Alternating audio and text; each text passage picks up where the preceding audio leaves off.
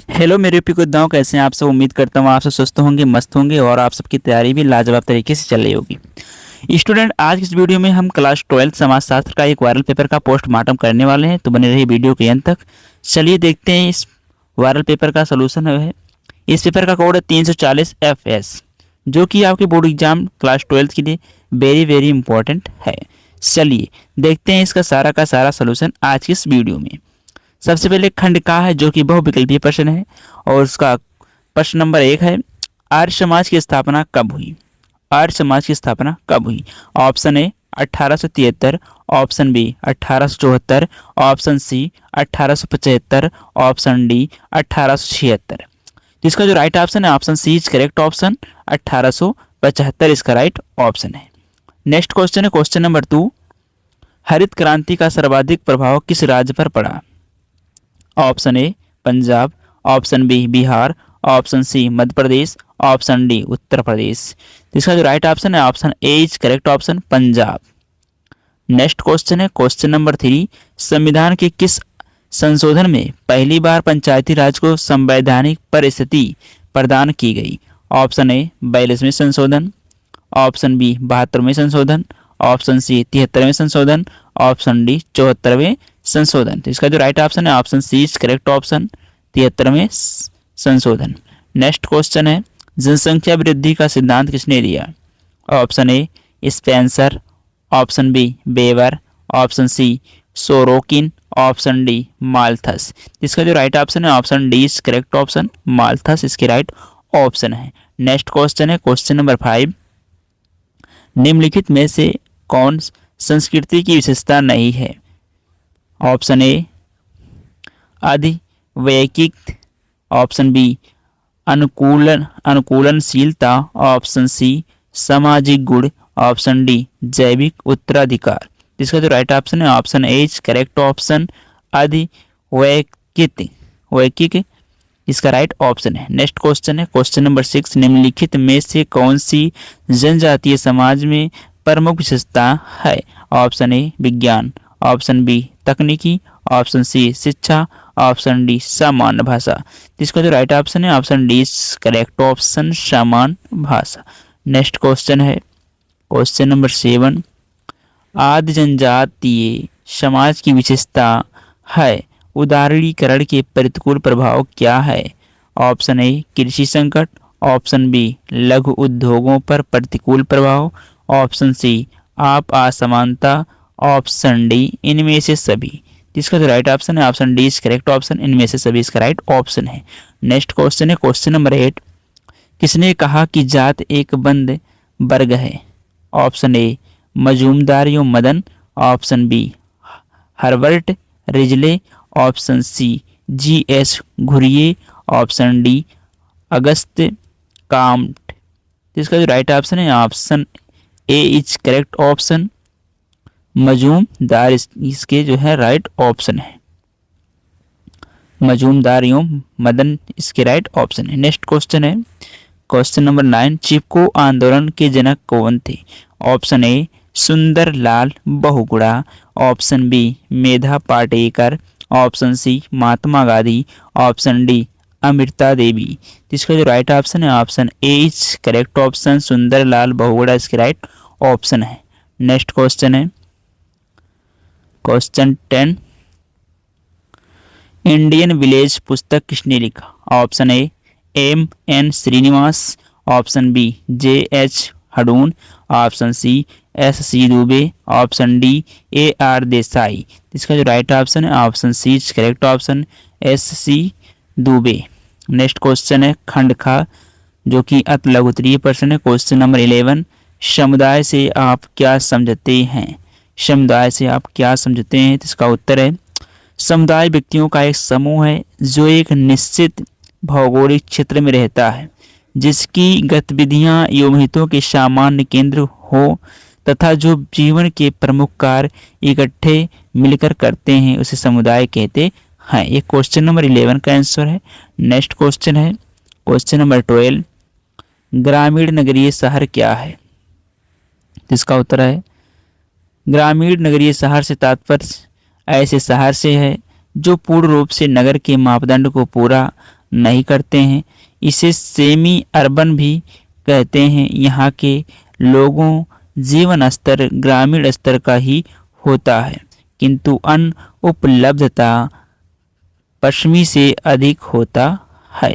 Next question, question number 13, परिवार के प्रकार बताइए। इसका उत्तर है परिवार समाज की इकाई है जिसमें माता पिता, उनकी संतान और सगे संबंधी रहते हैं। यह दो प्रकार का होता है। संयुक्त परिवार में दो से ज़्यादा पौड़ी एक साथ रहती है। एकल परिवार में माता पिता और उनके बच्चे रहते हैं। नेक्स्ट क्वेश्चन है क्वेश्चन नंबर 14, जातिगत पूर्वाग्रह को परिभाषित कीजिए। इसका उत्तर है जातिगत पूर्वाग्रह से तात्पर्य उस मनोवृत्ति से है जिसके पति पहले से ही मनोवृत्त बना लेना। प्रायः यह नकारात्मक दृष्टिकोण होता है, उस समुदाय विशेष को स्वयं से अलग मानने के लिए विवश करता है। ये क्वेश्चन नंबर 14 का आंसर है। नेक्स्ट क्वेश्चन देखते हैं क्वेश्चन नंबर 15, क्षेत्रवाद क्या है। चलिए इसको देखते हैं। तो क्षेत्रवाद ऐसी स्थिति है जिसमें किसी विशेष क्षेत्र या क्षेत्र के अधिकार या प्रभाव को प्रोत्साहित किया जाता है।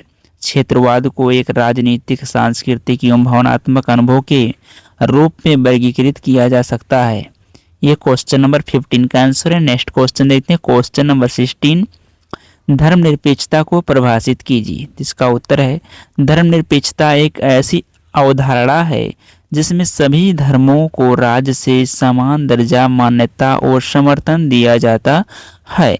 इसमें राज्य का कोई धर्म नहीं होता, राज्य सभी धर्मों का सम्मान करता है।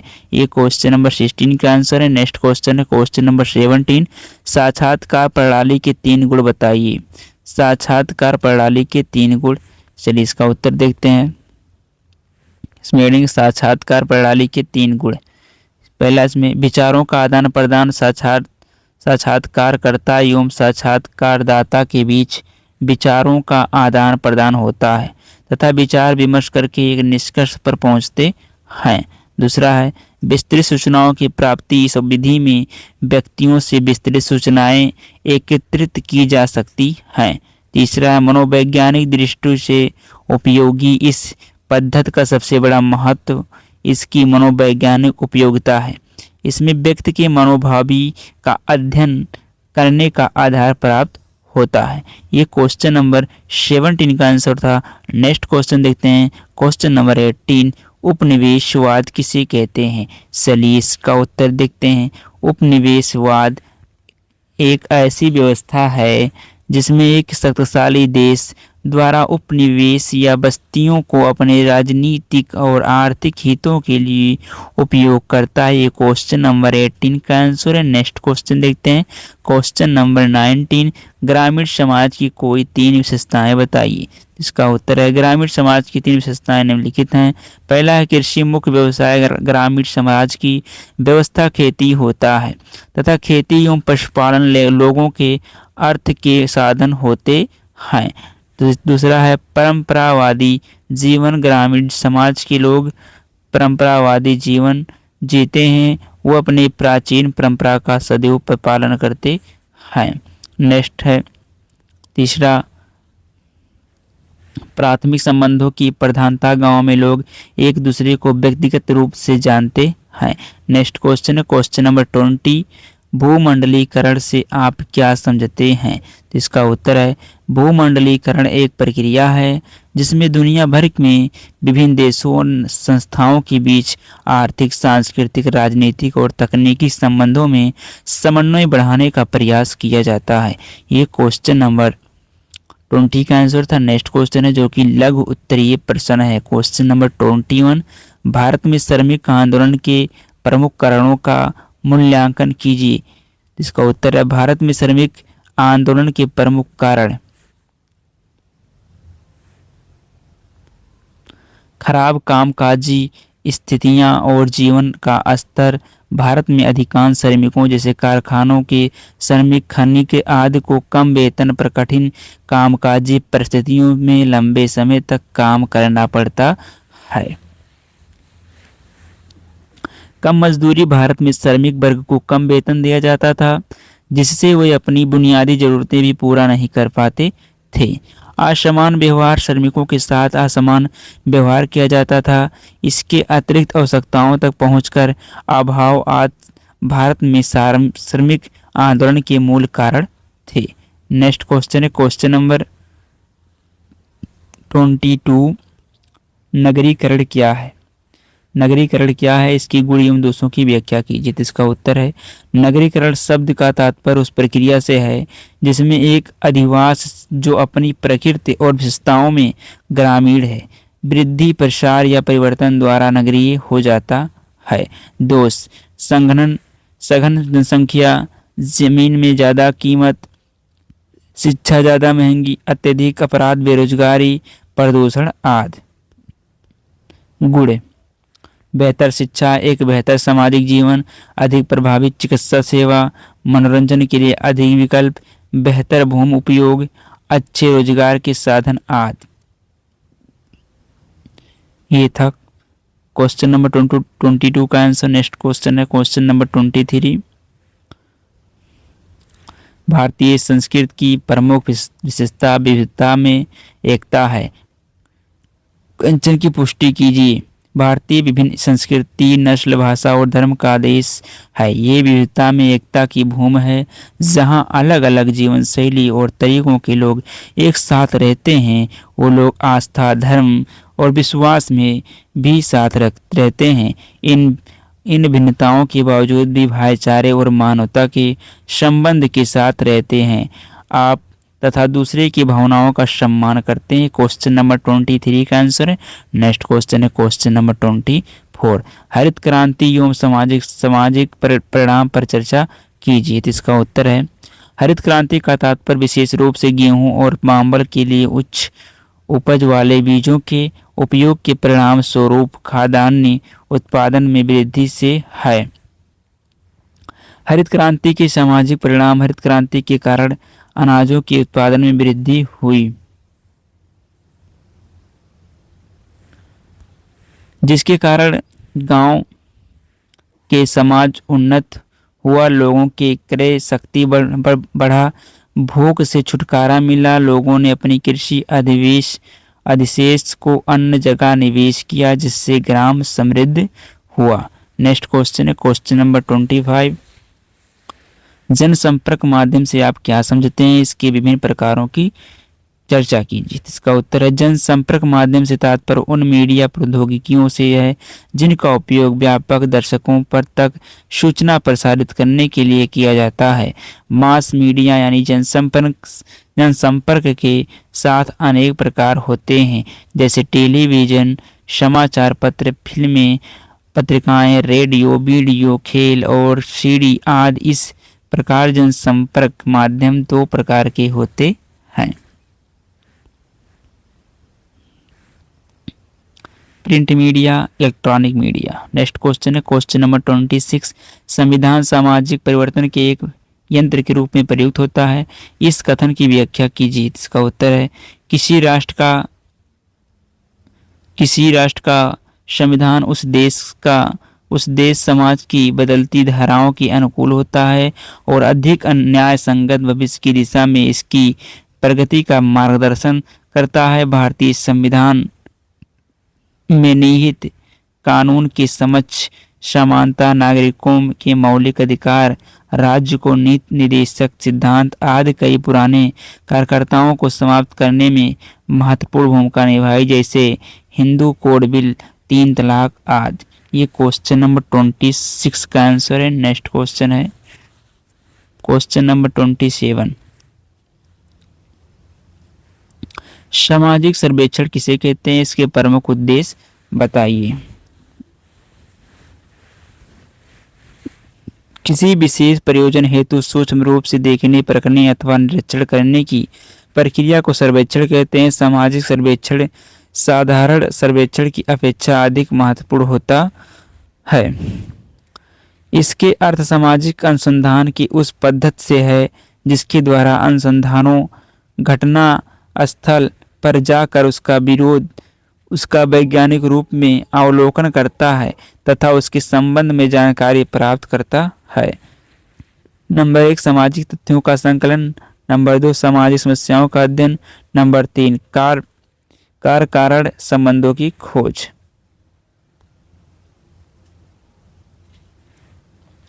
सामाजिक सिद्धांतों का सत्यापन, प्राक्कल्पनों का निर्माण एवं परीक्षण, सामाजिक नियमों की खोज तथा सामान्यीकरण, व्यवहारिक उपयोगितावादी अथवा सुधारात्मक दृष्टिकोण, दो चरों के बीच पारस्परिक संबंधों का पता लगाना, किसी व्यवहार या घटना का पूर्वानुमान, अथवा इसमें है दहेज प्रथा क्या है, समाज पर इसके कुप्रभावों एवं निवारण की चर्चा कीजिए। तो इसका उत्तर है दहेज निरोधक अधिनियम 1961 के अनुसार दहेज का अर्थ कोई ऐसा संपत्ति या मूल्यवान विधि है जिसे विवाह करने वाले दोनों पक्षों में से एक पक्ष ने दूसरे पक्ष को अथवा विवाह में भाग लेने वाले दोनों पक्षों में से किसी एक पक्ष के साथ एक पक्ष के माता पिता या किसी अन्य व्यक्ति ने किसी दूसरे पक्ष अथवा किसी व्यक्ति को विवाह के समय, विवाह के पहले या विवाह के बाद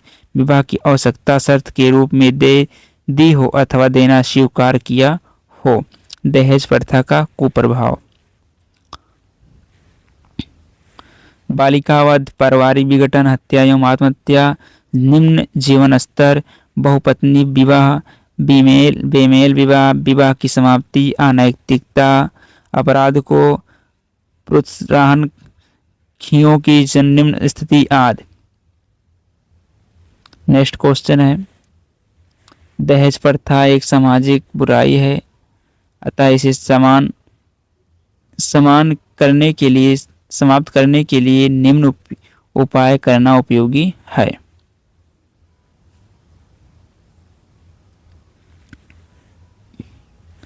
पंचायती राज व्यवस्था पर एक निबंध लिखिए। इसका उत्तर है पंचायती राज व्यवस्था भारत में स्थानीय शासन की एक प्रणाली है जिसका उद्देश्य जमीनी स्तर पर लोकतांत्रिक भागीदारी को बढ़ावा देना है। पंचायती राज शब्द का शाब्दिक अर्थ है 5 लोगों द्वारा शासन और यह ग्राम परिषदों की एक प्रणाली को संदर्भित करता है जो परंपरागत रूप से ग्रामीण भारत में मौजूद थी। पंचायती राज व्यवस्था को वर्ष 1992 में 73वें संशोधन अधिनियम के माध्यम से सार्वजनिक संवैधानिक दर्जा प्रदान किया गया। भारत में पंचायती राज प्रणाली स्तरीय प्रणाली है जिसमें ग्राम स्तर पर ग्राम पंचायतें, ब्लॉक स्तर पर पंचायत समितियां और जिला स्तर पर जिला परिषद, इनका चुनाव 5 वर्ष के लिए किया जाता है। पंचायती राज व्यवस्था का विकास 1950 के दशक में अपनी स्थापना के बाद से भारत में पंचायती राज व्यवस्था में कई बदलाव हुए हैं। समय के साथ नए कानूनी संवैधानिक संशोधनों और नीतियों के साथ यह प्रणाली विकसित हुई। सर्वप्रथम 1957 में बलवंत राय मेहता समिति बनाई गई जिसने द्विस्तरीय पंचायती राज प्रणाली की स्थापना की सिफारिश की है, जिसकी सिफारिश पर सरकार ने संविधान में 73वां संशोधन किया। इस संशोधन द्वारा पंचायती राज व्यवस्था को संवैधानिक दर्जा प्राप्त किया गया है और संविधान में एक नया भाग जोड़ा गया। पंचायतों से संबंधित प्रावधान शामिल है। इसने पंचायतों की द्विस्तरीय प्रणाली प्रदान की है। अथवा भारत में महिला आंदोलन के कारणों की विवेचना कीजिए। इसका उत्तर है भारत में महिला आंदोलन एक समर्पित आंदोलन है जो महिलाओं के सम्मान, राजनीतिक, आर्थिक और सामाजिक अधिकारों और अवसरों को परिभाषित करने, स्थापित करने और उनकी रक्षा करने के लिए है। औपनिवेशिक काल में महिला आंदोलन महिलाओं के खिलाफ सामाजिक आंदोलन से तथा स्वतंत्रता आंदोलन से संबंधित था, जिसमें महिलाओं ने संपूर्ण योगदान दिया।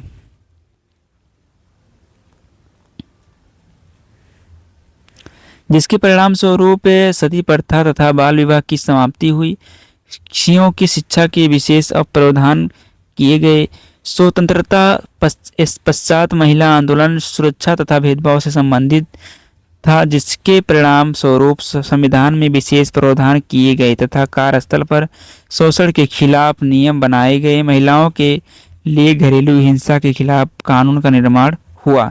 वर्तमान में महिलाएं अपने अधिकार के प्रति ज़्यादा जागरूक हैं तथा समाज में बराबर की हिस्सेदारी है। नेक्स्ट क्वेश्चन है क्वेश्चन नंबर 29। दिव्यांग की स्थिति के उत्थान के लिए सरकारी प्रयासों की विवेचना कीजिए। इसका उत्तर है दिव्यांग उन व्यक्तियों को कहा जाता है जो किसी विशेष अंग का अविकास या किसी दुर्घटना के कारण अक्षमता या जान दिव्यांगता कहलाता है। दिव्यांग की स्थिति के उत्थान के लिए सरकारी प्रयास। दिव्यांग पेंशन योजना। दिव्यांग भरण पोषण अनुदान योजना के तहत कम से कम 40% दिव्यांगता से प्रभावित 18 से अधिक आयु वर्ग के लोगों को 500 रुपये और उस अवस्था से आश्रित दिव्यांगजनों को 2500 रुपये प्रति माह प्रदान किया जाता है। कृत्रिम अंग सहायक उपकरण योजना। इस योजना के तहत कम से कम 40% दिव्यांगता से प्रभावित गरीबी रेखा से नीचे जीवन यापन करने वाले व्यक्ति को कृत्रिम अंग सहायक उपकरण जैसे ट्राई साइकिल, वैसाखी, व्हील चेयर, कान की मशीन आदि उपलब्ध कराया जाता है। अथवा नातेदारी किसे कहते हैं, इसके प्रमुख श्रेणियों का वर्णन कीजिए। तो इसका उत्तर है नातेदारी से अभिप्राय ऐसे व्यक्तियों के परस्पर संबंधों की या व्यवस्था से है जो कि प्रजनन एवं वास्तविक वंशावली के आधार पर 8 परस्पर संबंधित हैं। अर्थात विवाह एक रक्त संबंधों के आधार पर गुड़े हुए व्यक्ति नातेदारी व्यवस्थाओं का निर्माण करते हैं। नातेदारी की प्रमुख श्रेणियां व्यक्ति के अनेक नातेदार होते हैं तथा वह सभी से समान संपर्क, निकटता व घनिष्ठता नहीं रखते। कुछ अधिक निकट तो कुछ दूर होते हैं संबंधों के आधार